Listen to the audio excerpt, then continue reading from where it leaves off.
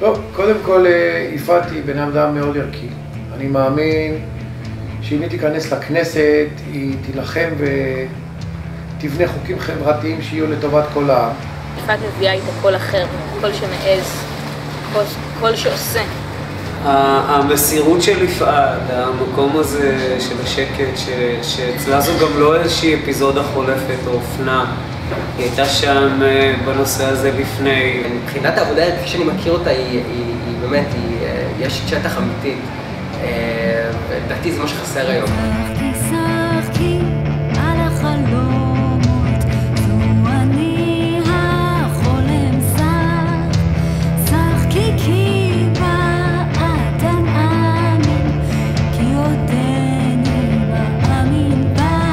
יפעת סולל היא בן אדם שמזיז דברים, יפעת סולל בונה. כל הדברים שאנחנו מדברים עליהם, יפעת סולל עושה בשטח. המחאה החברתית צריכה את יפעת סולל בכנסת מסיבה מאוד פשוטה. אין אף אחד מתוך האנשים שפעילים במרץ היום שהיה בשטח כמו יפעת סולל. כל פעם שאנחנו מדברים שצריך לעשות, יפעת סולל כבר עשתה. ואין אף אחד שמכיר את ההקשרים בין הצרכים של היוזמות החברתיות לבין התהליכים שקורים בכנסת כמו יפעת סולל. כל הפוליטיקאים שיצא להתקל בהם, יפעת ללא ספק מייצגת את הרוח של פעילי המחאה בצורה הנאמנה ביותר.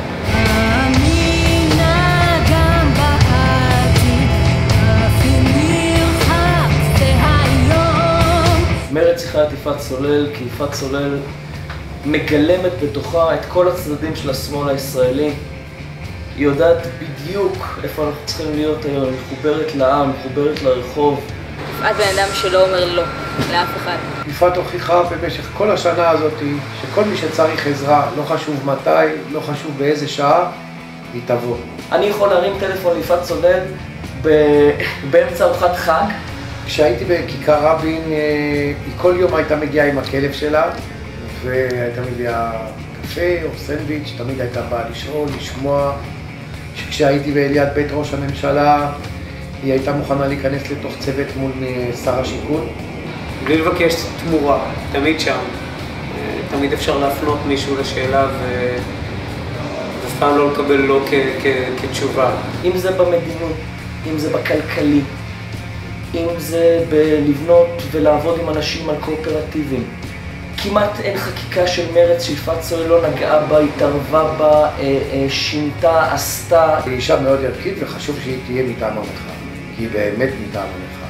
תראו מה היא עושה בקואופרטיבים, איזה חי היא עושה בכל הארץ. אני חושב שיפעת תיכנס לכנסת, התנועה הקואופרטיבית ובכלל כל דורשי הצדק החברתי מאוד ירוויחו מזה.